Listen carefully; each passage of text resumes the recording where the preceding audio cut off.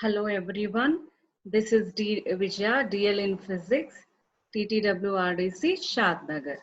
Today I would like to discuss about interference of light, which is the part of curriculum of semester 4 students. Uh, so before discussing about light, interference of light, I would like to discuss about light. What is light actually? Light is nothing but it is a form of energy. And various scientists have wanted to predict the nature of light.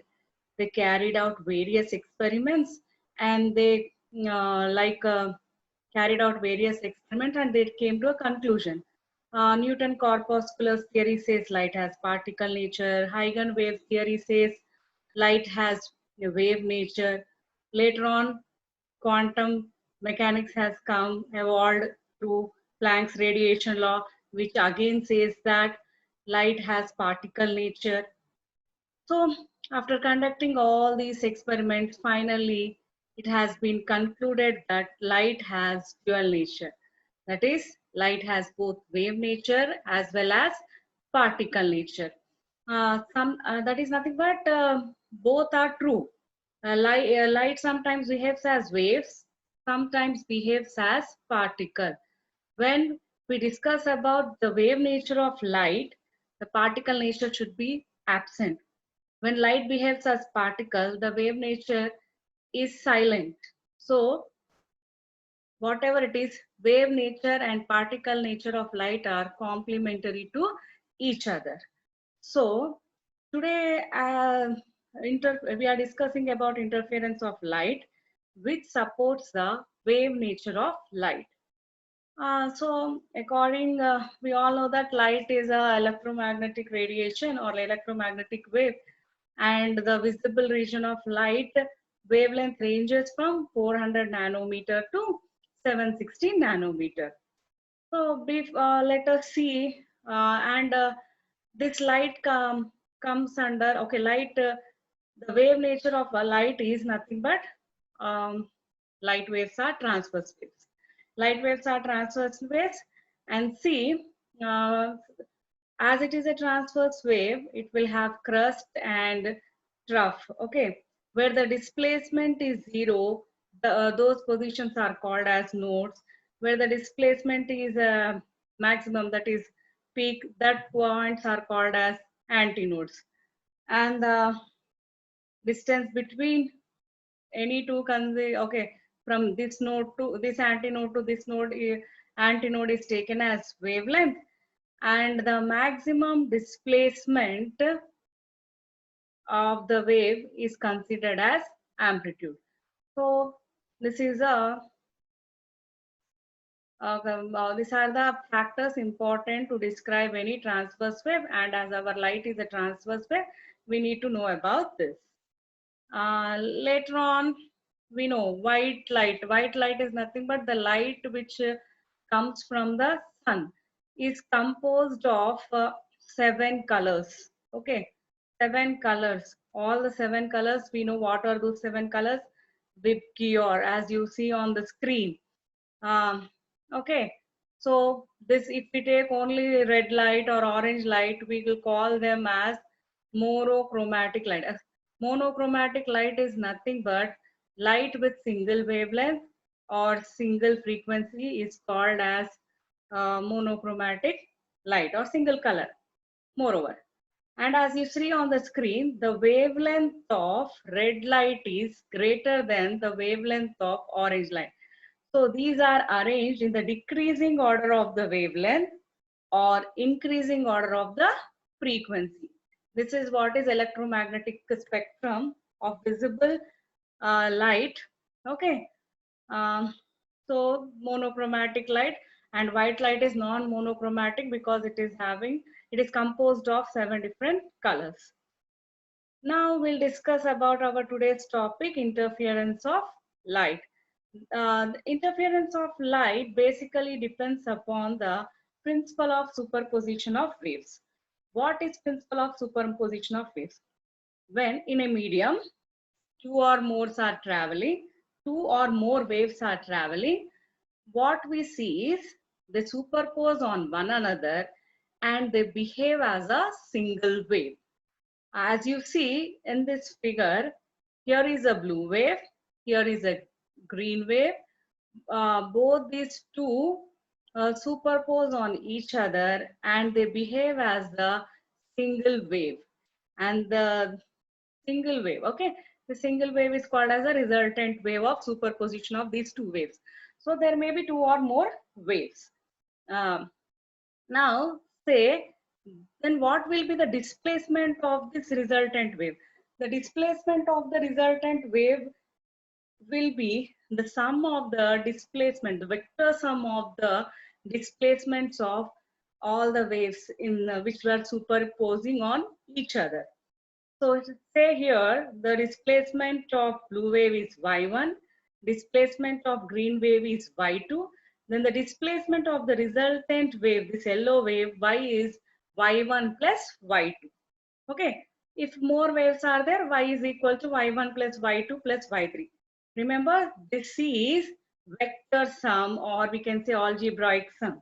Okay, what is that? What is the difference between that? We are going to see later. Okay, so first of all, our interference depends upon principle of superposition. Now, for interference, one more phenomenon is very important, that is coherence. So what is coherence? If the two waves emitting from two sources will maintain zero phase difference between them or constant phase difference between them. Zero phase difference or they are in phase. Constant phase difference, then the two waves coming from the two sources are said to be coherent sources, and the phenomenon is called as coherence. Okay. So I'll discuss what is coherence in detail again. The phenomenon, what is interference actually? Interference actually is nothing but interference is when two waves traveling in same direction with same frequency superimpose on each other, then after superimposition we observe that we observe that the intensity is redistributed and we'll get alternate maximum and minimum intensity parts. This redistribution of intensity is called as interference. Okay, so I repeat, what is interference? Interference is nothing but when two light waves, okay, interference can be done with any other waves, but here we are discussing for light, so we'll be very clear.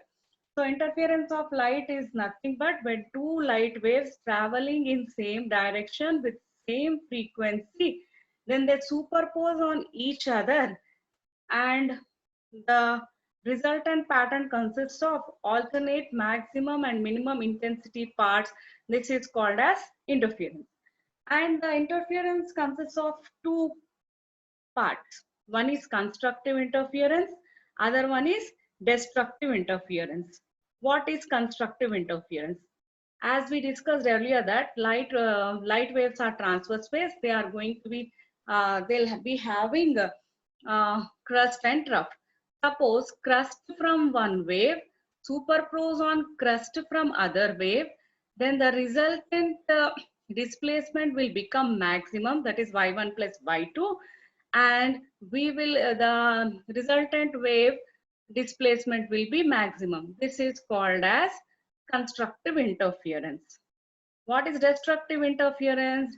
If crust from one wave superpose on trough from other wave, then what happens? The resultant displacement becomes minimum. That is nothing but y1 minus y2, and moreover both are of same displacement, then it will give 0. So as a result of constructive interference, we are going to get maximum intensity part. As a result of destructive interference, we are going to get minimum intensity part. And what we observe in the interference, alternatively constructive interference and destructive interference takes place. So we are going to get alternate maximum and minimum intensity parts. Okay, see if the wave is like this, right? Here the amplitude becomes maximum. Here the amplitude becomes minimum. Right. Now, just now we have seen about the coherence, where I said that the two waves will be having the two waves emerging from two sources should maintain zero phase difference between them or constant phase difference between them. So before discussing about phase difference, let us discuss about path difference. What is path difference? See here. Suppose this wave has traveled up to here. Say again, this wave has traveled up to here at the same time. Then the path difference between the two is zero because both have traveled the same distance in the same time. Suppose if this wave has traveled up to here and this has traveled only up to here at this particular point of time, then surely there is a path difference and which is not equal to zero, that is lambda by 2, because the path covered by this complete one crust and one trough is nothing but lambda. So if this is, it has a crossed lambda, it has given lambda by 2. So the path difference will be lambda by 2, lambda minus lambda by 2, which is nothing but lambda by 2. So here, if you see the display, here this, okay, then what is the phase difference? Phase difference is nothing but both traveled with same angular position. So here the phase difference is 0.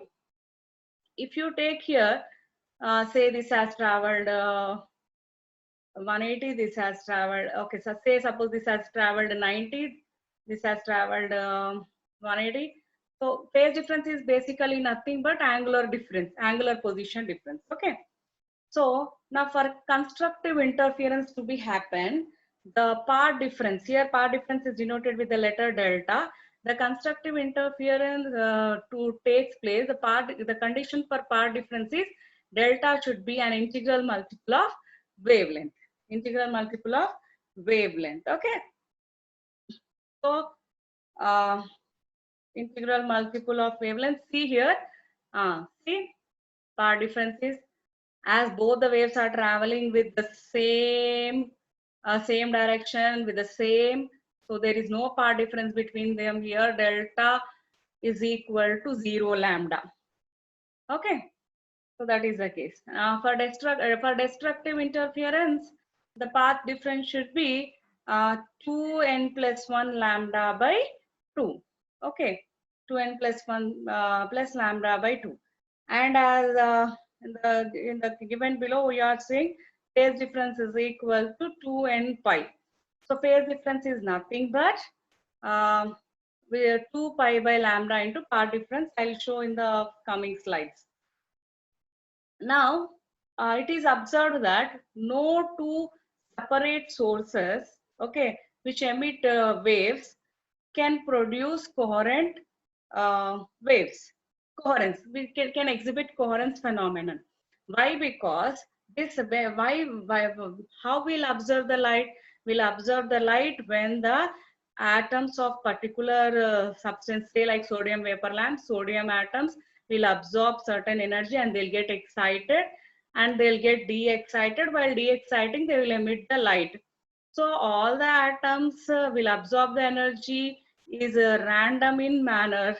Okay, so we cannot place two sodium lamps and expect them to produce two waves which has zero phase difference between them or constant phase difference between them.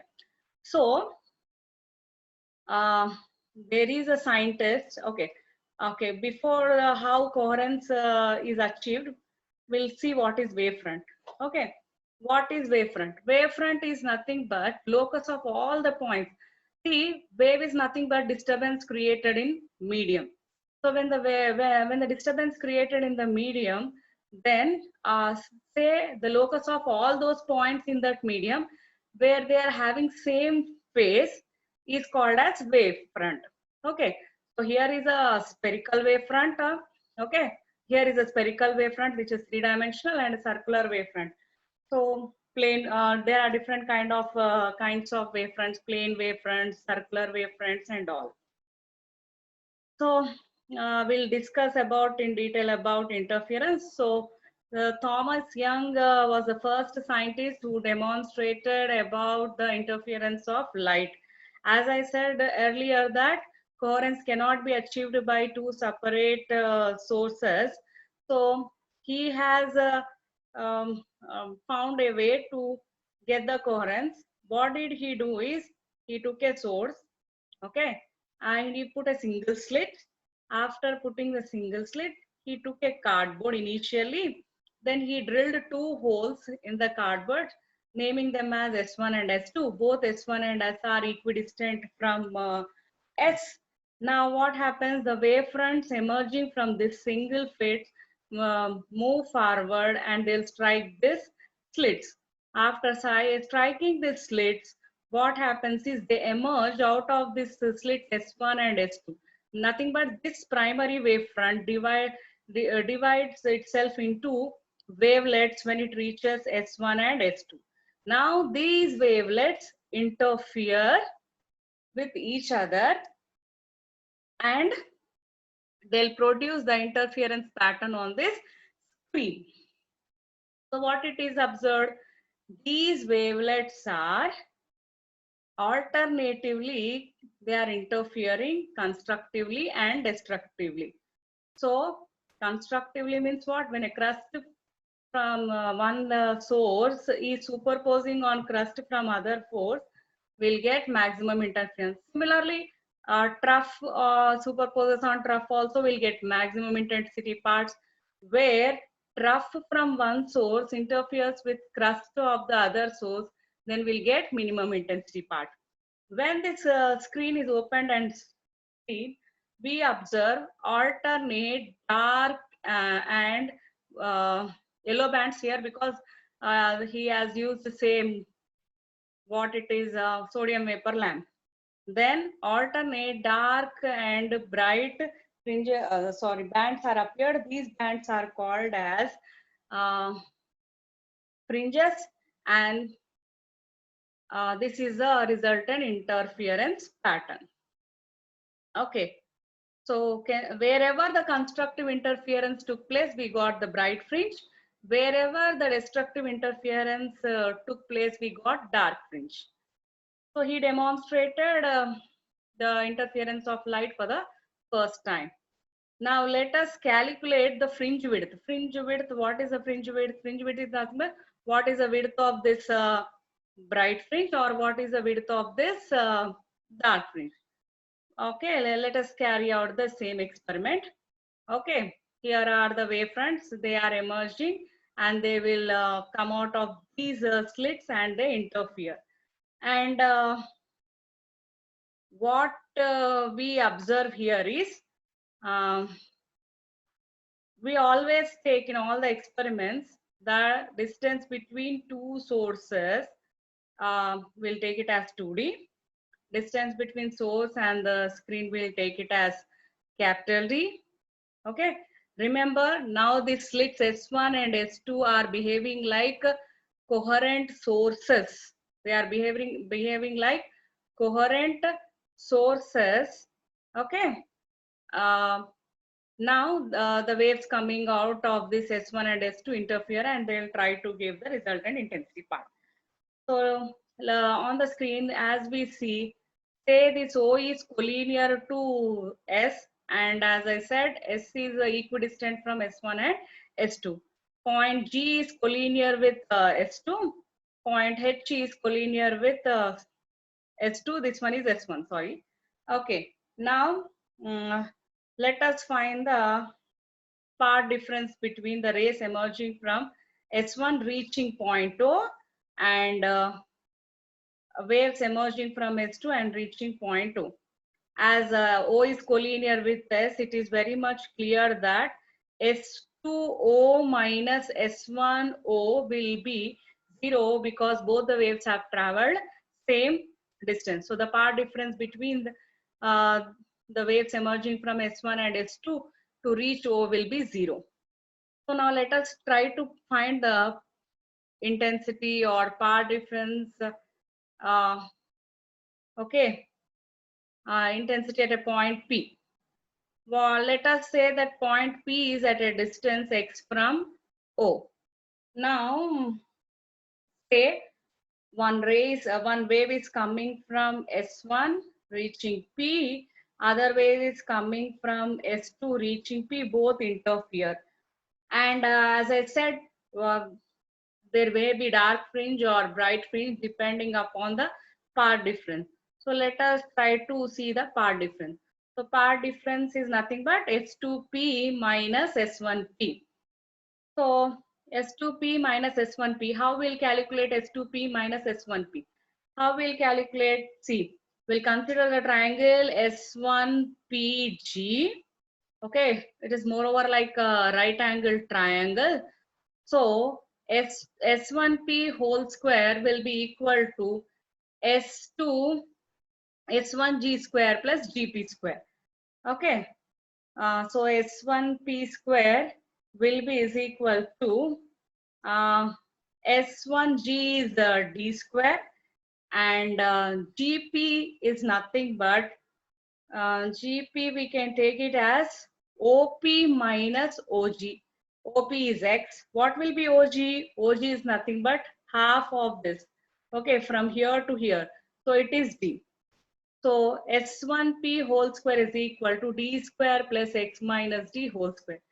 Similarly, we'll consider the triangle S2P and H. Here S2P square is equal to HP square plus OH square. So again, OP is nothing but X and OH is nothing but D. So we got S2P square as D square plus X plus D whole square. Now we'll subtract equation 2 from equation 1, and we'll get this expression. This is like A square minus B square. So let us write it as A minus B into A plus B. After calculation, that is coming out as 4xd. See, here we are drawing this separation between the two slits is 2D is large, but actually it is not that much large. It is very small, so we can neglect it.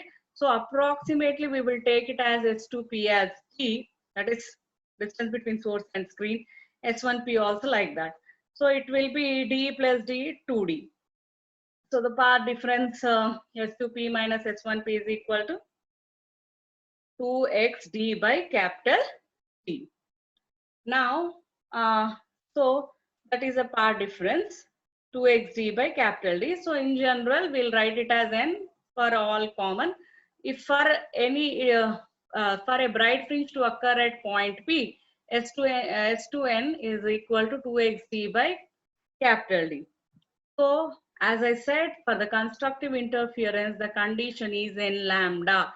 So S2n is equal to 2xd by d is equal to n lambda, where n can be any 0, 1, 2, 3, 4.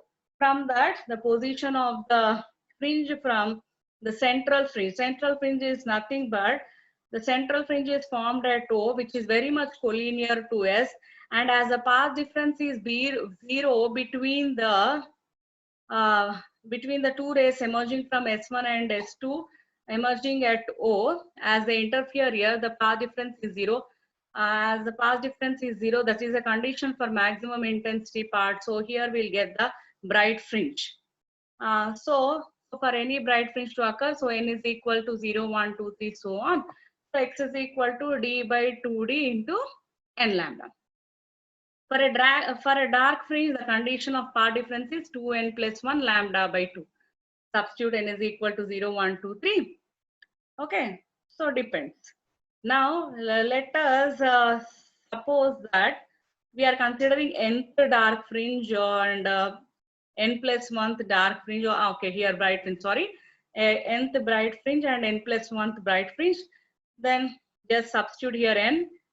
For n plus 1, you substitute n, and we'll take that difference. We are going to get it as d lambda by 2d. So this is the separation between two consecutive bar fringes. So this is, suppose this is nth fringe and this is n plus 1th fringe. So we took the position of nth fringe and n plus 1th fringe, and we subtracted it. So we got the width of the dark fringe. So width of the dark fringe has come as d lambda by 2d. Similarly, if you find the width of the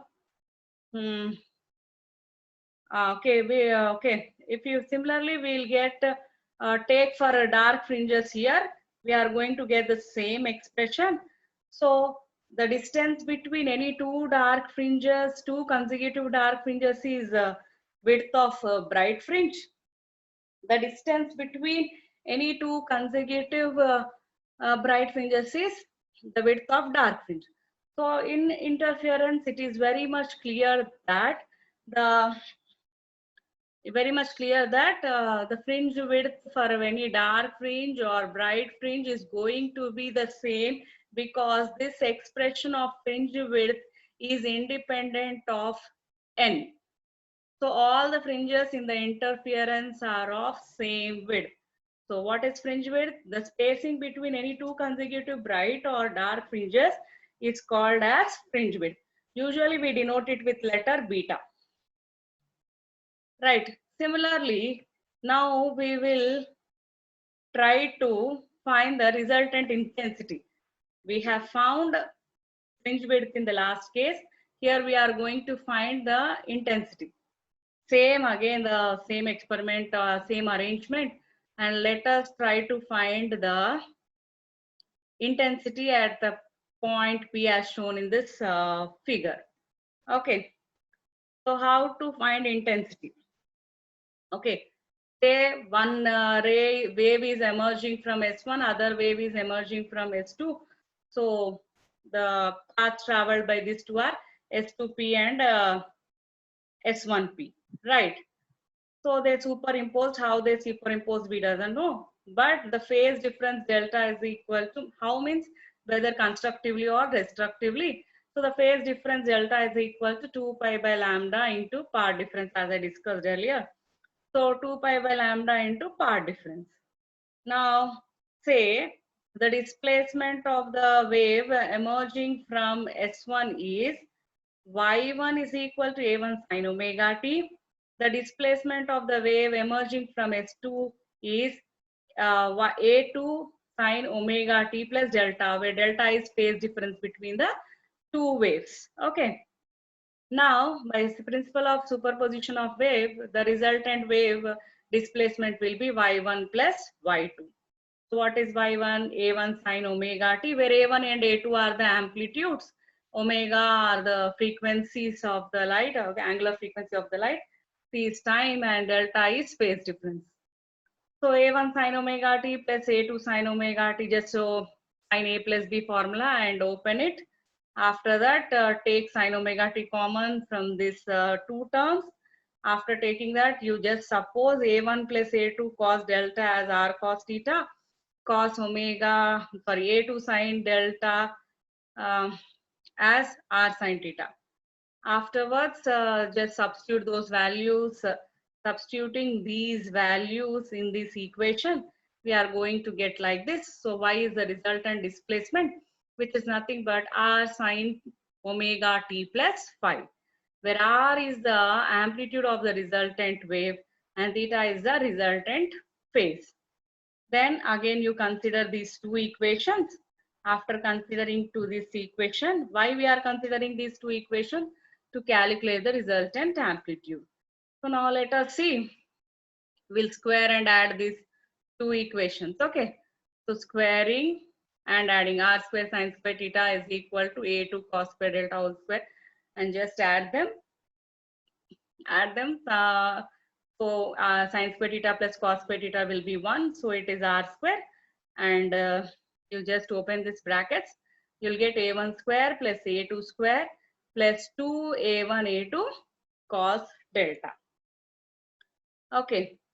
Now this is square of resultant amplitude. What will be the resultant intensity? It is assumed, okay, it is saying that in that intensity is nothing but square of amplitude. So I is r square. So r square is this. So I is equal to a1 square plus a2 square and all. Okay, now where delta is again 2 pi by lambda into path difference, which is nothing but phase difference. Now we'll see the condition for maximum intensity. The condition for maximum intensity is, take the intensity expression, okay, A1, A2, A2, A1. So the condition for maximum intensity depends upon cos delta. So if cos delta is maximum, that will become maximum. So what is the maximum value of cos delta? Maximum value of cos delta is +1.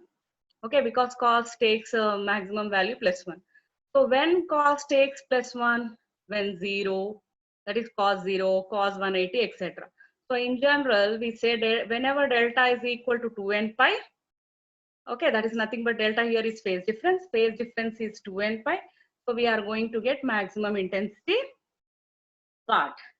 Okay, when the delta is 2n pi, naturally part difference will be n pi.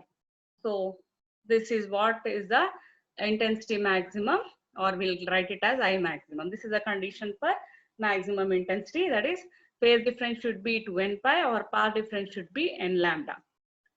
Later on, we'll find the condition for minimum intensity part. The condition for minimum intensity part is cos should take minimum value. The minimum value of cos is -1. So whenever we like, wherever it occurs cos 90 and all, so delta is equal to 2n plus 1 into pi. Okay, so naturally part difference should be 2n plus 1, lambda by 2. Moreover, if you wanted to get much more maximum intensity part, we should take the amplitudes A1 into A2 be equal. When A1 is equal to A2 equal to A, then the intensity will be maximum and it is 4A square. Now the intensity to be minimum, say again if A1 and A2 are equal, then I minimum is 0. So this is completely maximum, this is completely minimum.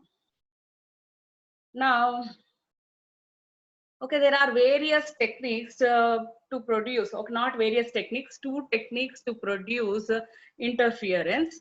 What are those? Is interference by division of wavefront, interference by division of amplitude.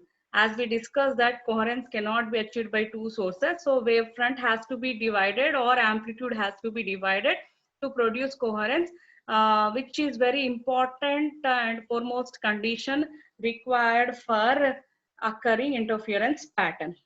Okay, so what I said, okay, interference by division of wavefront can be done by using the incoming wavefront divided by through refraction. So this can be done by Young's double slit experiment, Fresnel's biprism, or what else it is, Fresnel's biprism, and Lloyd single mirror.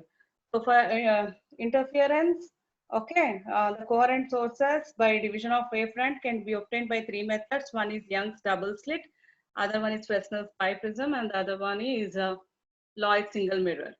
Now, second part, that is coherent sources or interference can be achieved by division of amplitude. Here, the light source, okay, wavefront is subjected to partial reflection and partial refraction, okay, by division of amplitude, and the methods involving this are called Newton's ring experiment, Michelson interferometer, etc. are the examples for interference by division of amplitude. Young's double slit, Fresnel's biprism, and Lloyd's single mirror are the examples for interference by division of wavefront. So here in the division of amplitude, what she say, the incoming amplitude, a part of the ray is reflected, remaining part is transmitted and emerged out. So these rays are reflected coherent waves, or these waves are transmitted coherent waves or refracted. Okay. Now we'll see what is sustained sustained interference pattern.